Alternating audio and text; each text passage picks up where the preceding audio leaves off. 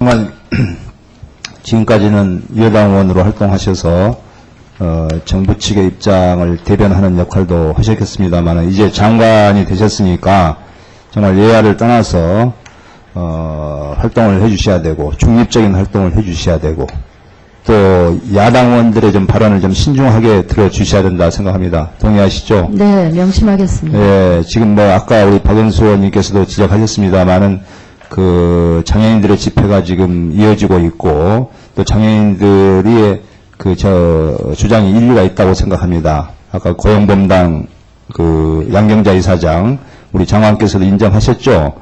예, 잘못된 유감스럽게 예, 그런 부분에 대해서도 장애인들의 입장을 좀 충분히 고려해서 바로 잡아주셔야 된다라고 생각합니다. 그렇게 좀 해주시기 바랍니다. 예, 노력하겠습니다. 예, 지금 지방으로 이양된 국고보조금 사업이 149개가 있는데 그 중에서 보건복지 분야가 67개 사업이에요. 알고 계시죠? 네. 분권교부세가 보게 되면 보이십니까? 저 이양 전하고 초록색 부분이 이양 전이고 이양 후에 지금 나와 있는데 2004년도에 분권교부세가 6,100억이었습니다. 그리고 그 당시에 지방비 부담이 6,800억이었습니다. 6,845억 그 밑에 부분을 보게 되면 근데 2005년도로 오게 되면 이제 지방 이양이 되고 나서 2005년도에 오게 되면 분권교부세 5,500억으로 줄어들면서 지방비는 1조 1,289억이 됩니다. 네? 이러니 지방비 부담이 되겠습니까? 제대로 매칭펀드가? 잘못됐지요. 그러죠? 네. 지금 그게 잘 안 보일지도 모르겠습니다. 지금 어쨌든 지방이 더 어려워져 가고 있는 겁니다. 2009년도를 보게 되면 2004년도에 비해서 6,100억에서 8,600억 정도의 분권교부세가 41% 정도 증가됐는데 지방비 부담은 6,845억에서 1조 8,355억 168% 170%가량 증가됐습니다. 이런 상황에서 과연 시군 일선 지자체에서 이런 매칭펀드 지방비 부담이 가능하겠습니까? 지금 더군다나 이명박 정부 들어와서 지금 감세정책 종합부동산세 폐지 이런 것을 가지고 지방비 재정이 지금 엄청나게 어렵고 있는데 이렇기 때문에 경로당 연료비 같은 것도 지금 부담을 못하는 지자체에서 일산 지자체에서는 그런 상황까지 이루고 있는 거 아니겠습니까? 그래서 이에 대한 장관의 어떤 대책을 한번 말씀해 보십시오. 어떻게 했으면 좋겠습니까? 그래서 굉장히 이제 심각한 문제라고 생각을 하고요. 지금 이제 사실은 지방 이양 사업에 좀 구조 조정이 필요하지 않나. 그리고 사실은 이제 복지 분야의 사업이 축소되지 않고 비복지 분야 사업을 좀 구조 조정해서 이 복지 분야는 좀 영향을 받지 않도록 하는 게 필요하지 않나 생각을 하고요. 지금 저희들이 하나 검토하고 있는 것 중에 하나가 이제 지방 이양 이 사업이 지방 복지에 미치는 영향을 좀 충분히 분석 평가를 해서 가칭이 이제 사회복지 교부금을 좀 도입을 할 필요가 있지 않나. 그걸 좀 검토해 나갈 그런 예정을 갖고 있습니다. 예, 제 이번에 연구 용역을 지금 진행을 제 개인적으로 하고 있는데요. 네. 이건 좀 시급한 문제라고 생각합니다. 지자체에서는 도저히 내년도 예산을 지금 부담을 할 수가 없는 지경까지 와 있기 때문에 이걸 보건복지부에서 지금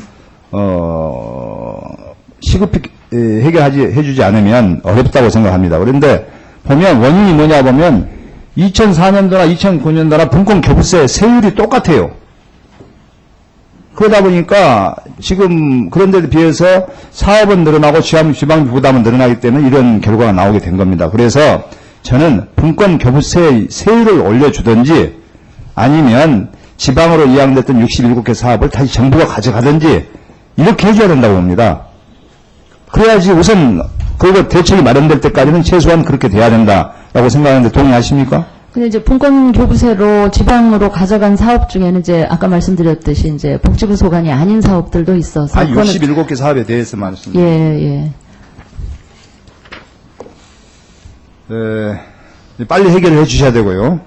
두 번째, 아까 자활 사업 이야기가 나왔는데요. 행안부에서 추진하고 있는 희망근로사업은 인건비가 36,000원인데 비해서 자활사업으로 추진되고 있는 인건비는 21,000원뿐이 안 됩니까? 왜 이렇게 15,000원이나 하루 일당이 적습니까? 부처끼리도 이렇게 인건비 차이가 생길 수가 있습니까? 사실은 우리 복지부에서 추진했던 자활 사업이 더 먼저 우리는 상시적으로 해오고 있던 것이고, 행안부에서 한 이 희망근로 사업은 경제위기 이후에. 먼저 했든 늦게 했든 맞춰줘야 될 거 아닙니까? 부처 간에. 이렇게 15,000원 차이나 하루 일당이 차이가 나면 누가 이게 똑같은 정부 부처에서는 사업인데. 사실 이제 희망근로 사업은 우리가 한시적인 사업이라서 거기에 이 상시적인 사업을 맞추는 거는 조금 국가의 중장기 재정을 운용해 나가는데 조금 어려움이 있다 하는 점을 이해를 해주시면. 가급적 답변은 좀 짧게 해주시죠. 예. 제가 질문 시간에 부족해서. 자활 성공률이 지금 7%밖에 안 돼요. 그러죠? 네. 자활 사업. 저는 왜 이렇게 성공률이 낮냐 하면 이 기초생활 수급자라든지 수급자들이 자활 사업에 참여해가지고 돈을 벌어봐야 이걸 정부에서 돈을 번 만큼 정부 지원이 줄어드는 겁니다. 알고 계시죠? 근데 또 다른 방식으로 보전도 또 하고 있기는 한데. 수급자에서 네. 벗어나버리면 아예 수급자 지원을 못 받아버리니까 예, 예. 힘들게 굳이 일해가지고 노동을 해가지고 돈을 벌어볼 필요야 할 필요성이 하등이 없는 겁니다. 그게 지금 정부의 구조적인 문제가 있는 겁니다. 그래서 저는 자활 사업을 통해서 본 소득에 대해서는 어느 정도까지는 소득을 인정을 해주라는 겁니다. 네, 네. 예. 그게 맞지 않습니까?